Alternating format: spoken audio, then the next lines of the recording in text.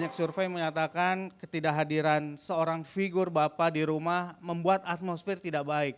Dan banyak anak-anak hasilnya tidak baik juga gitu ya. Nah, tapi figur bapak ini atau kepala keluarga ini enggak bicara soal gender, tapi lebih kepada bicara soal fungsi.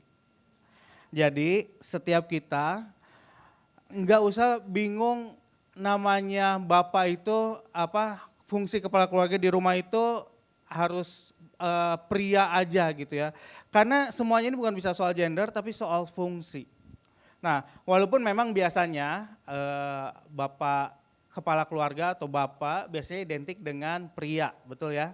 Tapi nggak menutup kemungkinan ada kondisi di mana seorang ibu yang ditinggal sama suaminya karena banyak kondisi terjadi di rumahnya dan harus menjalani kehidupan sebagai single mom, ya. Karena pembapaan atau fungsi kepala keluarga untuk membangun atmosfer yang baik di rumah nggak bicara soal gender tapi sekali lagi soal fungsi. Dimana kalau si ibu ini tetap berfungsi dengan baik, membangun atmosfer yang baik di rumah, maka pembapaan akan tetap berjalan baik di rumah. Nah, begitu juga di rumah rohani ini di ICC. Ada yang namanya Bapak Rohani, yang kita sebut Bapak Rohani. Dan sekali lagi, Bapak Rohani di ICC nggak bicara soal gender, ya, tapi lebih dari itu bicara soal fungsinya.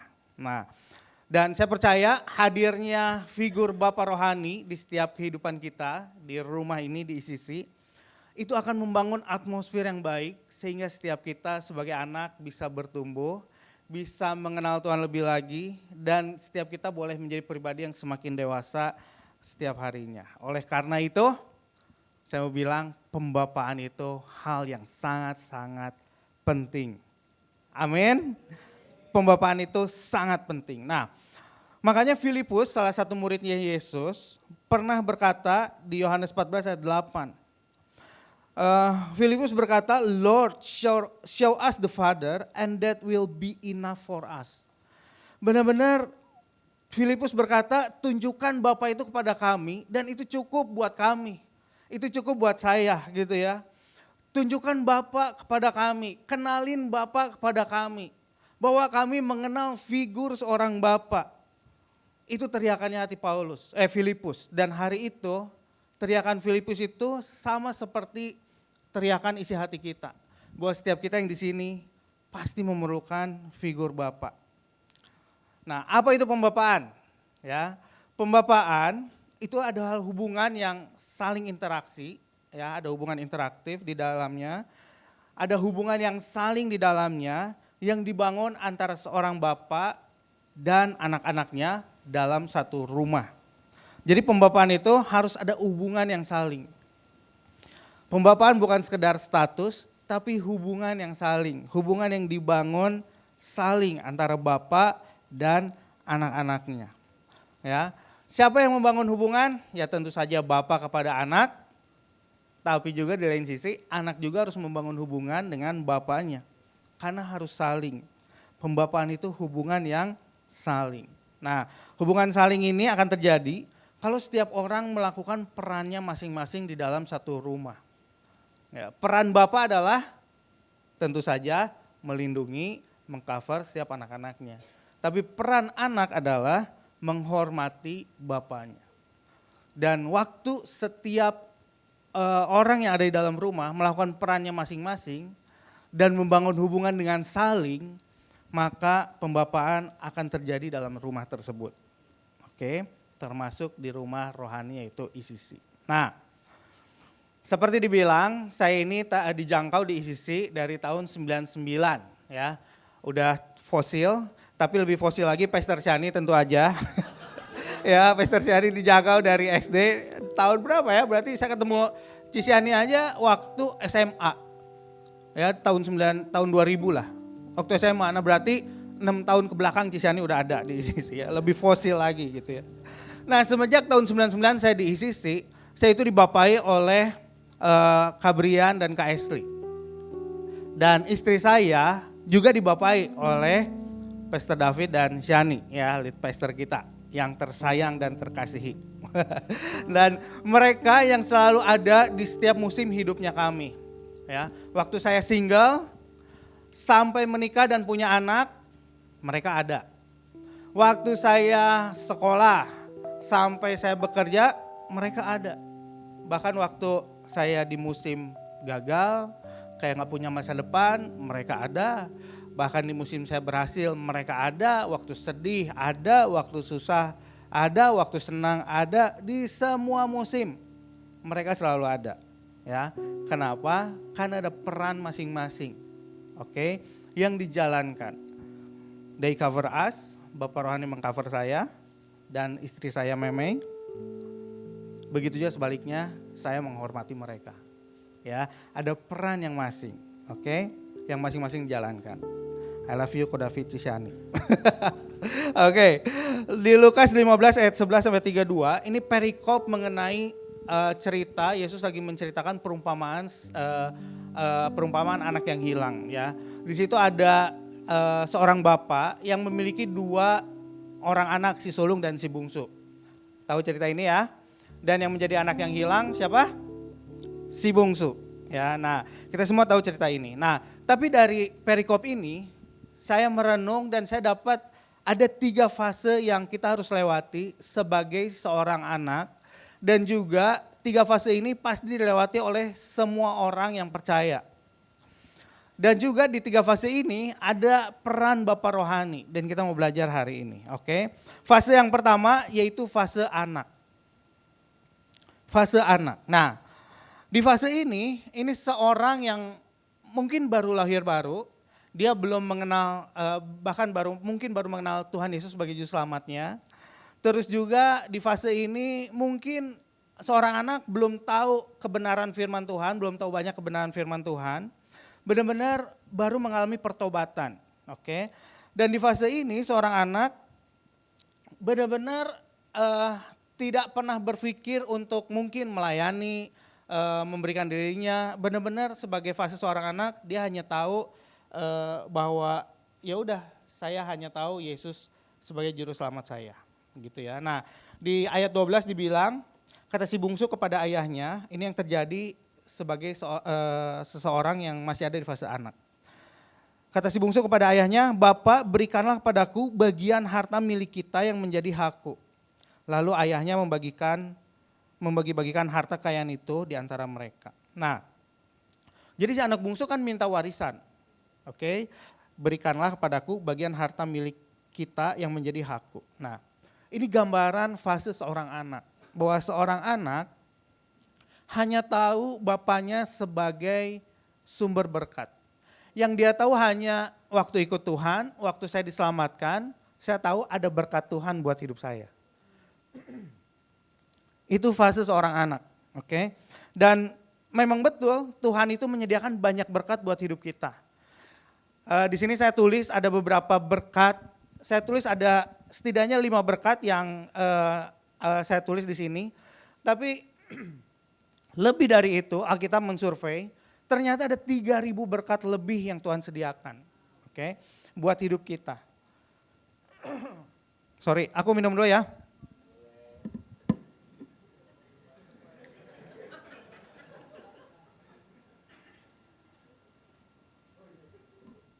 Biasa di rumah gak apa-apa.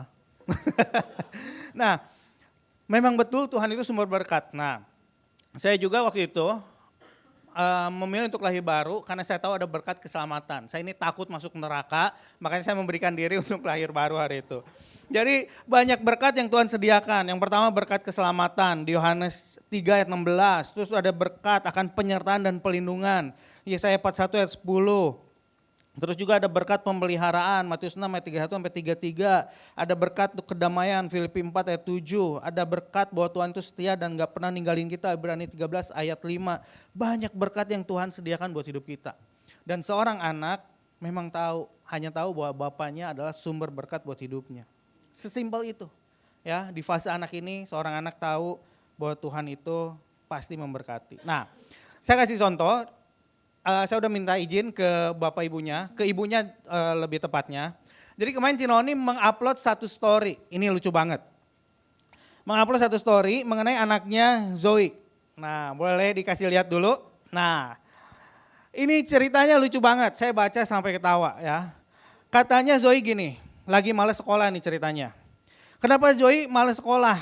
Terus Zoe bilang, aku nanti kalau udah gede nggak mau kayak papi, mami, oma, sama opa yang kerja. Aku maunya santai-santai di rumah aja. Jadi nggak usah sekalian, udah nggak usah sekolah gitu ya. Sekalian nggak usah sekolah. Terus kata mami bilang semua yang kita punya itu dari Tuhan kata mami. Ya ini Zoe yang bilang. Ya udah minta aja ke Tuhan. Kan Tuhan punya semuanya gitu ya. Aku kan katanya anaknya, jadi tinggal minta aja, Tuhan pasti kasih. Terus udah gitu, maminya bilang ada benernya sih, tapi banyak salahnya gitu. Lucu banget. Tapi setiap kita salah nggak sih ada di fase anak ini? Ya nggak salah juga ya. Karena ini adalah fase yang harus dilewati sama setiap kita. Karena di fase ini kita akan mengenal Bapa sebagai sumber. Oke, di fase ini kita kenal Bapa sebagai sumber. Nah, tapi apa peran Bapa rohani waktu kita ada di fase anak ini? Ayatnya bilang lalu ayahnya membagi-bagikan harta kekayaan itu di antara mereka. Nah bapak rohani walaupun anaknya gak sopan minta warisan, tapi peran bapak rohani di fase ini, bapak rohani perlu menerima, perlu mengasihi, perlu memberikan ruang kepada anak-anak rohaninya. Tetapi juga sekaligus harus dibarengi dengan disiplin atau nilai dasar firman Tuhan yang dibagikan. Jadi setiap anak rohani selain dikasihi, selain diterima, selain dibimbing, anak rohani perlu dikasih disiplin untuk merenungkan firman Tuhan. Karena firman Tuhan adalah dasar ya buat kehidupan anak-anak rohani. Sama seperti anak jasmani, itu juga sama kan, ada jamnya makan dan harus makan, mau gak mau harus makan ya. Nggak mau sayurnya, nggak mau menunya nggak enak, tapi tetap harus makan. Itu adalah satu disiplin buat anak jasmani kita. Ya, sekalipun kita tetap mengasihi, tetap menerima setiap anak jasmani kita. Nah, kembali ke cerita si anak bungsu. Jadi saya yakin si anak bungsu ini kan udah minta warisan, nggak sopan dong. Tapi saya yakin kalau anak bungsu ini tidak keluar dari rumah, saya yakin bapaknya tetap menerima, tetap mengasihi. Bahkan dikasih value-value yang benar buat anaknya. Karena nyatanya si sulung juga menerima warisan yang sama. Tapi si sulung memilih untuk tinggal dalam rumah, tapi si bungsu memilih untuk keluar dari rumah. Jadi papanya ini sekalipun memberikan warisan tetap menerima kok anak-anaknya gitu ya. Dan saya percaya kalaupun si sulung dan si bungsu tetap ada dalam rumah, pasti dia dibarengi dengan disiplin dan pengajaran yang baik untuk anak-anaknya ini bertumbuh. Mungkin diajarin soal bisnis karena udah dikasih modal yang banyak gitu ya dari harta warisannya. Mungkin diajarin untuk investasi, bahkan untuk memberi kepada orang gitu ya karena udah punya modalnya gitu ya. Pasti diajarin banyak hal, oke. Cuman sayangnya si anak bungsu memilih untuk keluar dari rumah ya. Nah hari itu, saya itu kan baru lahir baru. Saking disiplinnya sama bapak rohani saya itu selalu harus menyediakan satu buku untuk kumpulan perenungan saya, perenungan saat teduh saya. Jadi di buku itu saya harus tulis setiap hari, harinya, tanggalnya, terus jam saya saat teduh, terus ayat yang saya renungkan apa dan saya tulis pewahyuannya apa.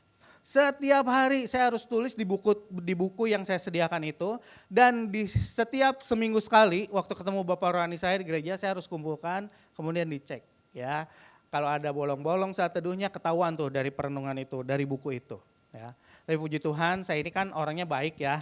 Jadi cukup konsisten melakukannya. Bolong-bolongnya dikit. Tapi konon katanya istri saya Memei sering dimarahin sama Pastor David karena bolong-bolong tuh saat teduhnya ya. Konon katanya gitu ya.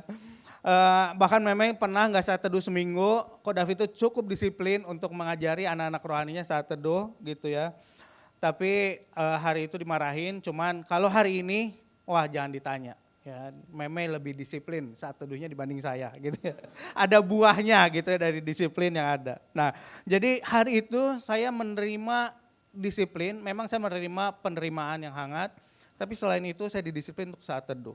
Oke, saya dipaksa untuk renungan firman dengan mencatat itu. Oke. Nah, tadi saya bilang saya lahir baru karena saya takut masuk neraka. Oke, wajar. Fase seorang anak kan pengennya berkat ya. Saya pengennya masuk surga. Jadi saya hari itu lahir baru.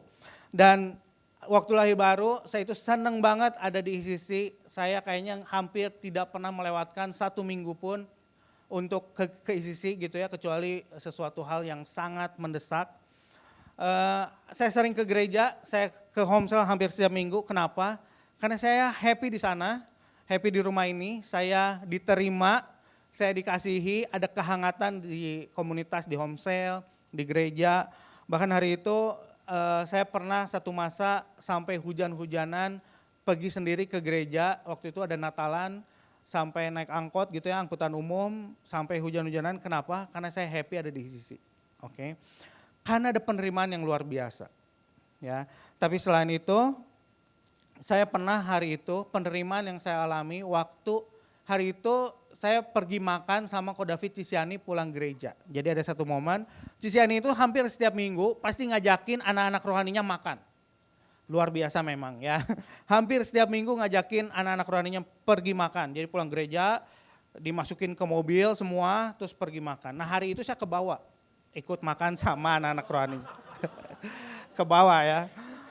Tapi hari itu saya ini pribadi yang minder, yang pemalu, beneran sangat minder saya itu ya, karena saya lahir di latar keluarga yang papa kerja setiap hari, jarang ketemu. Jadi hari itu saya bertumbuh jadi anak yang minder, pemalu. Dan sampai satu waktu saya makan itu ada satu kondisi di mana saya itu duduk paling pojok karena saya tahu saya nggak akan makan hari itu karena keluarga saya juga bukan keluarga yang berkecukupan, kayaknya nggak punya uang untuk beli makan hari itu. Jadi saya memilih untuk duduk paling ujung. Ya, udah minder, nggak punya duit lagi, jadi memilih untuk nggak makan, hanya minum teh tawar hari itu. Tapi hari itu saya ingat betul kejadiannya, Cisiani Ko David gelisah karena saya nggak ikut makan. Dan akhirnya Cisiani Ko David menyuruh saya, udah beli aja makan, nanti Cici yang traktir. Nah, saking malunya saya, even mau ditraktir pun saya menolak dan saya memilih untuk tidak makan. Saking malunya saya hari itu, ya saking mindernya saya. Jadi saya even ditawarin makan, ditraktir, saya tetap nggak mau dan memilih hanya minum teh tawar. Tapi kejadian itu saya nggak pernah lupa, itu yang membawa memori yang baik di kehidupan saya. Saya tahu sebagai anak saya itu diterima, saya itu dikasihi, saya itu bahkan diusahakan untuk makan bersama sama Bapak Rohani. Dan hari itu saya belajar satu nilai bahwa iya ya, Bapak Rohani itu perlu generous kepada anak-anaknya. Terus juga hari itu saya belajar bahwa satu sama yang lain perlu saling memperhatikan gitu ya. Dan itu buahnya ke bawah sampai hari ini. Saya hampir setiap hari rela membuka pintu rumah saya untuk anak-anak The Bridge datang, makan bersama, berkomunitas bersama, bahkan membagi hidup bersama gitu ya. Saya selalu berusaha untuk sediain makanan dengan yang saya punya tentunya ya. Kalau mau mie instan ya mie instan aja gitu ya, kalau pas adanya mie instan. Tapi di satu sisi ya kadang siapin yang lebih baik. Tapi saya berusaha, kenapa? Karena ada memori, ada penerimaan, ada value yang saya terima waktu saya ada di fase anak.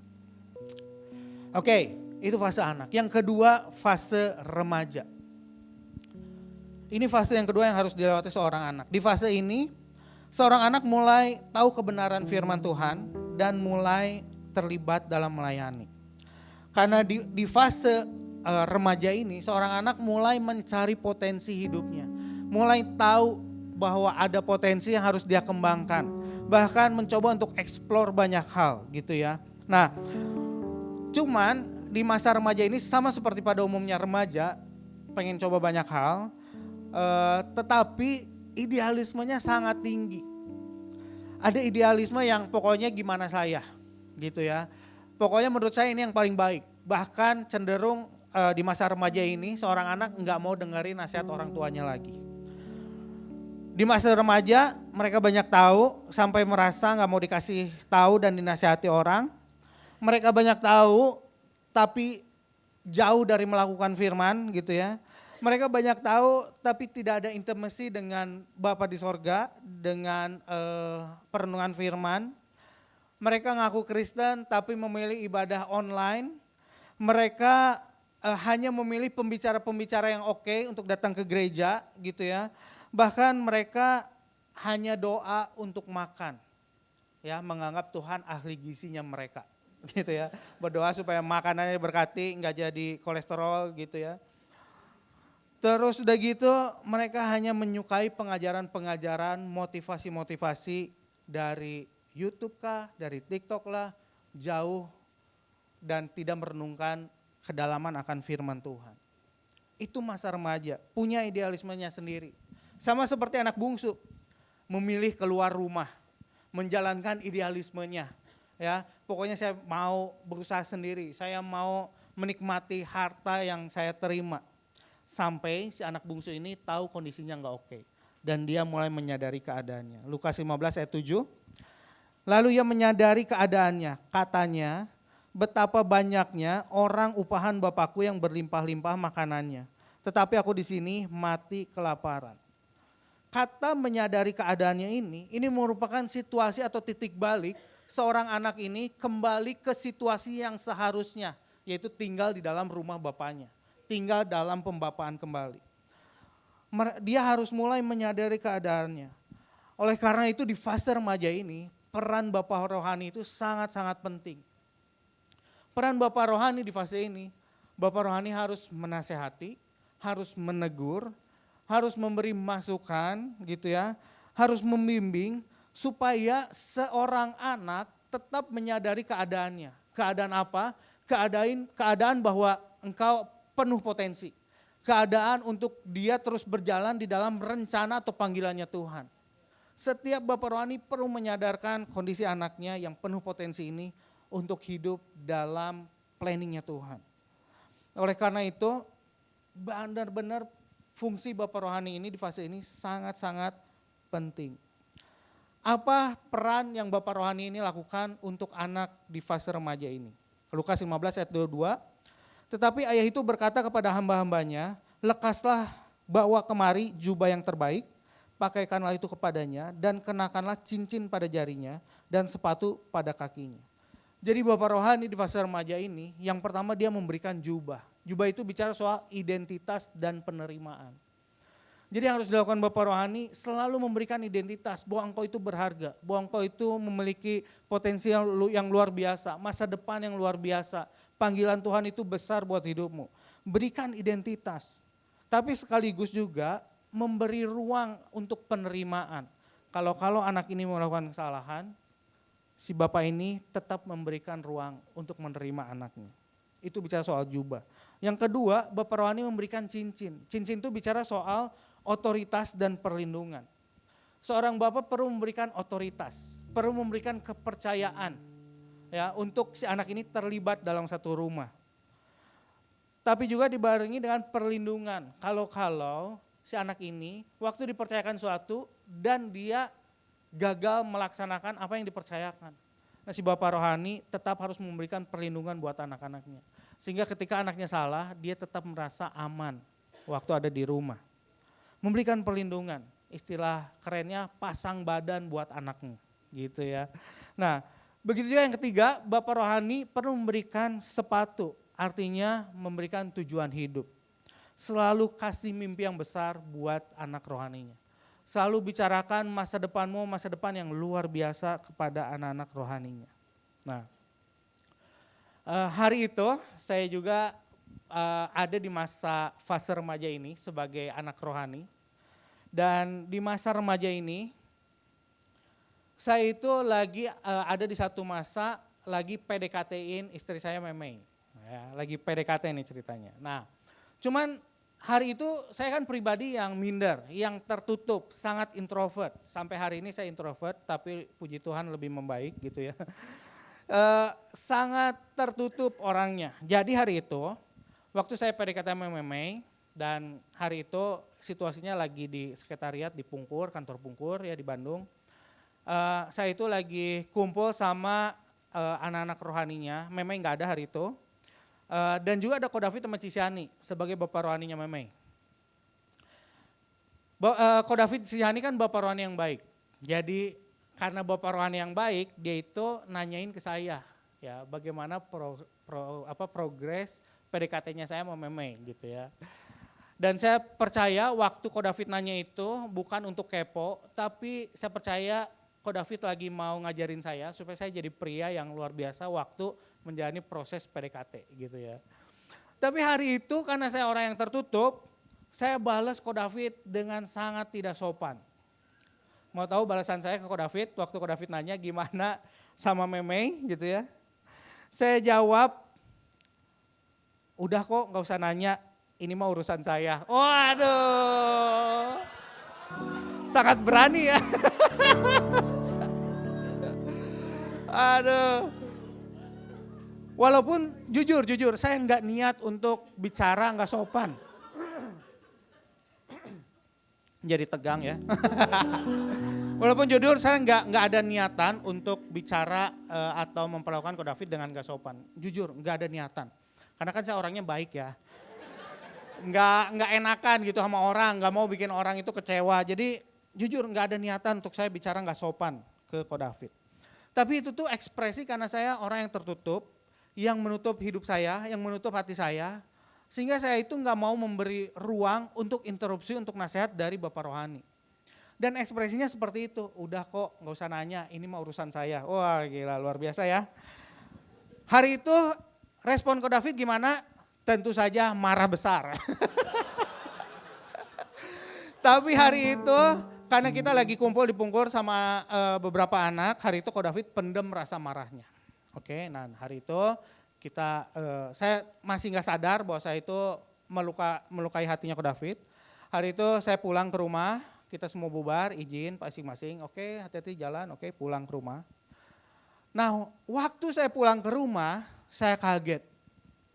Di handphone saya ada notifikasi 11 miss call dari Pastor David. Wah, ada miss call 11 kali ya. Hari itu saya belum sadar, oke, bahwa saya nggak sopan ke dia. Saya akhirnya telepon balik. Kok ada apa? Saya telepon balik. Nah, waktu telepon pertama nggak diangkat. Wah, makin penasaran saya. Ini ada apa? Telepon 11 kali.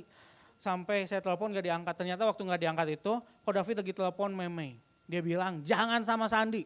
Anaknya nggak sopan, ya. Anaknya nggak sopan, nggak bener, oke. Meme kaget hari itu, nangis, oke. Dan setelah itu akhirnya saya kan telepon Ko David lagi. Di telepon yang kedua akhirnya Ko David angkat. Waktu Ko David angkat langsung itu dimarahin. Apa-apaan kamu tadi? Wah, bahkan Ko David kan sekali lagi Bapak Rohani yang baik ya.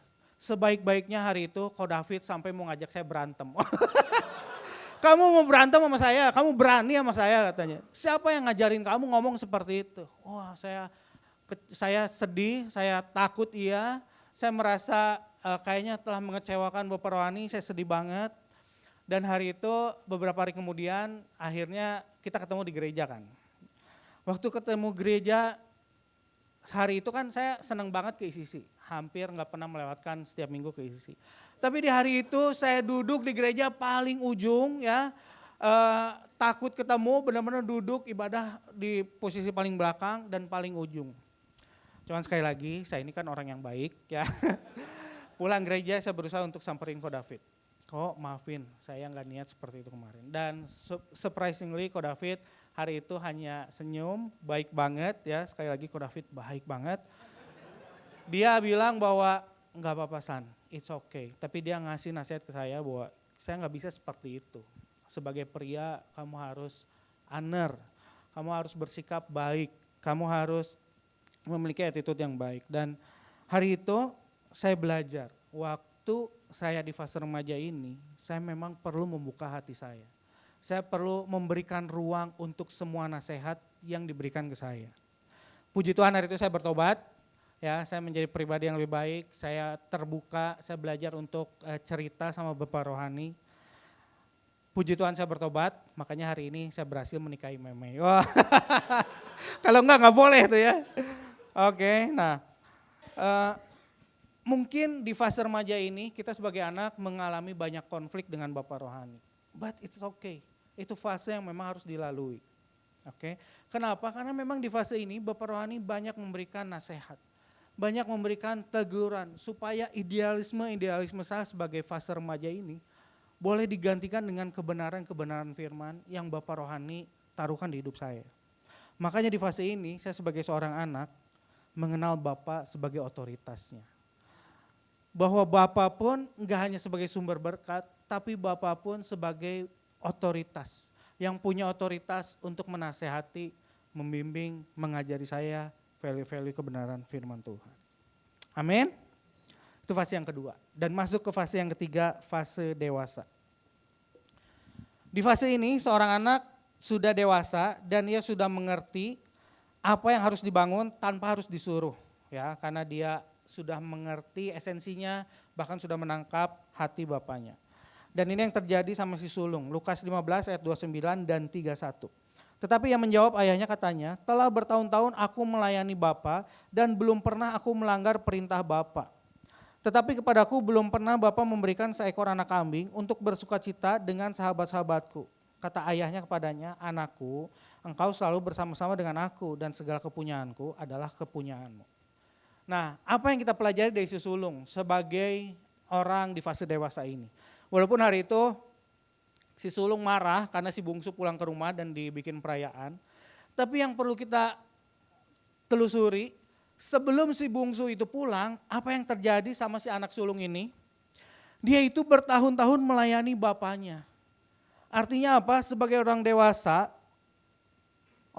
itu pasti melayani dengan setia. Sebelum si bungsu pulang, dia itu melayani bertahun-tahun bapaknya, melayani barang-barang bapaknya. Sebagai orang dewasa, melayani dengan setia. Karena orang dikatakan dewasa kalau dia sudah teruji akan kesetiaannya. Betul ya? Anak kecil cepat bosan, cepat berganti. Mainan aja baru beli, udah bosan lagi, pengen beli yang baru. Tapi beda dengan orang dewasa. Orang dewasa itu teruji karena kesetiaannya. Nah, hal yang kedua yang kita pelajari dari si sulung, dibilang di situ tidak melanggar perintah Bapa. Saya percaya bertahun-tahun hidup sama bapaknya, pasti ada satu momen sebenarnya si anak ini enggak setuju, enggak sepaham sama apa yang diperintahkan bapaknya. Saya pasti percaya itu pasti terjadi, betul ya? Karena sesama manusia punya idealismenya. Tapi yang luar biasa, si anak ini tetap tidak melanggar perintah bapaknya. Artinya apa? Si anak sulung ini punya sikap hati yang benar kepada bapaknya. Oke, nah begitu juga kita sebagai anak rohani. Sebagai anak rohani, waktu kita dibapai di fase dewasa ini, mungkin kita itu ada di masa enggak setuju, enggak sepaham dengan apa yang diajarkan sama Bapak atau disuruh sama Bapak rohani kita. Tapi mari tetap punya sikap hati yang benar. Waktu kita ada momen konflik sama Bapak rohani. Mari punya sikap hati yang benar, jangan kita jadi berontak, jadi keluar dari gereja atau dari home cell, bahkan keluar dari covering pembapaan, bahkan yang lebih parah ngegosipin pemimpin kita, ngomongin di belakang pemimpin kita. Jangan kita lakukan itu, karena setiap kita perlu ada di fase orang dewasa ini. Tapi sebaliknya waktu ada ketidaksepahaman, mari sediakan ruang, sediakan waktu untuk berkomunikasi, bahkan untuk ngobrol, menyampaikan isi hati kita, bertukar pikiran dengan Bapak rohani. Daripada kita marah-marah, lebih baik ketemu dan ngobrol, saling bertukar pikiran. Karena di fase orang dewasa ini, seorang anak pasti ada di satu momen, seorang anak ini bertukar pikiran sama bapaknya. Sama seperti kita di rumah, betul? Di fase dewasa ini, seorang bapak melihat anaknya mungkin sebagai rekannya. Nggak jarang di fase dewasa ini seorang bapak minta saran kepada anak karena anaknya udah dewasa, ya. Dan di fase ini kita belajar bahwa seorang anak mengenal bapak sebagai pembimbing atau rekannya. Di fase ini kita sebagai anak belajar menemukan bahwa bapak nggak hanya sebagai sumber berkat, nggak hanya sebagai yang punya otoritas atas hidup kita, tapi juga kita belajar dan mengenal Bapak sebagai pembimbing atau rekannya kita. Karena ketika dewasa, mungkin ada momen Bapak itu hanya membimbing, hanya memberi nasihat dan tetap membiarkan kita yang mengambil keputusan sebagai anak. Pasti ada momen seperti itu. Biarkan Bapak rohani menjadi pembimbing kita. Oke. Dan tadi yang saya bilang, nggak jarang juga Bapak rohani duduk bareng sama kita untuk menyampaikan isi hatinya dan mendengarkan saran dari kita. Itulah fase dewasa. Makanya ayatnya berkata, anakku, engkau selalu bersama-sama dengan aku dan segala kepunyaanku adalah kepunyaanmu. Orang dewasa harus ada di level ini, bahwa segala yang dipunyai bapaknya akan diwariskan kepada anaknya. Kita perlu terus bertumbuh sampai ke fase dewasa ini, menerima warisan yang diwariskan oleh bapaknya. Waktu bapaknya membangun banyak hal, seorang orang dewasa akan diwariskan. Kenapa warisan itu diberikan kepada orang dewasa? Karena orang dewasa waktu menerima warisan dia akan mengelolanya. Beda dengan anak, waktu terima warisan dia akan menghabiskannya. Sama seperti yang si bungsu lakukan. Jadi hari ini sama yang encourage setiap kita, mari terus bertumbuh sebagai anak di rumah ini. Dari yang tadinya mungkin fase anak, masuk ke fase remaja, tapi gak puas sampai situ, mari bertumbuh menjadi fase dewasa. Dan saya mau simpulkan dengan hal ini.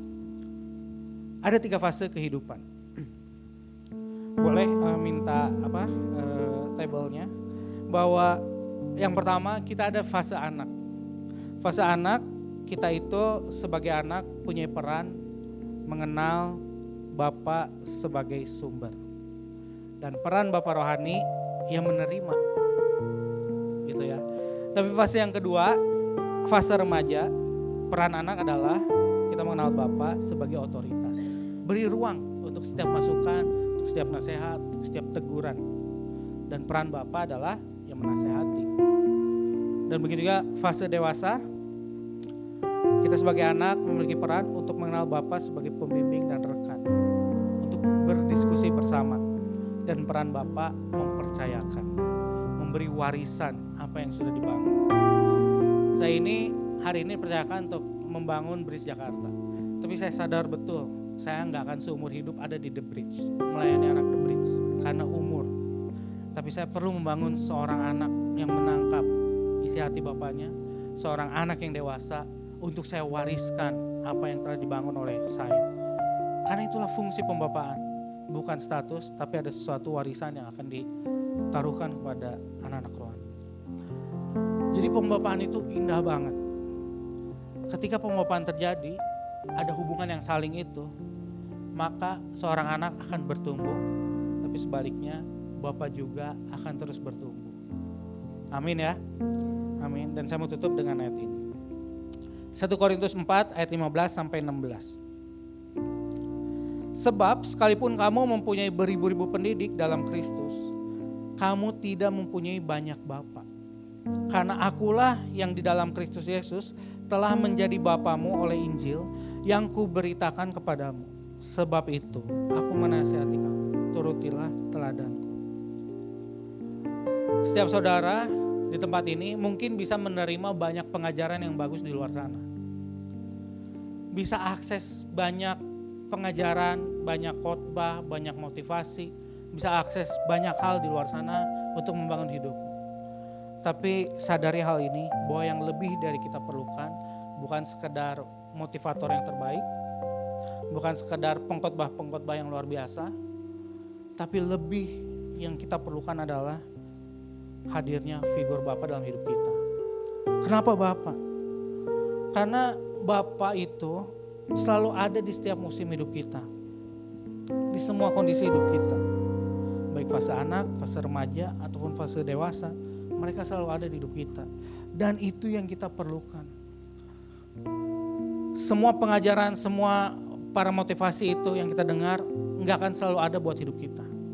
Kita gak bisa cari mereka untuk ngobrol. Kalau mau ngobrol pun harus bayar mungkin ya. Tapi seorang Bapa, dia akan selalu ada buat hidup kita di semua kondisi hidupnya kita.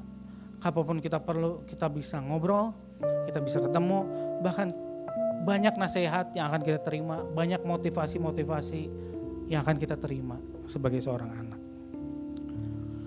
Saya mau tutup, biar hati kita seperti isi hatinya Filipus.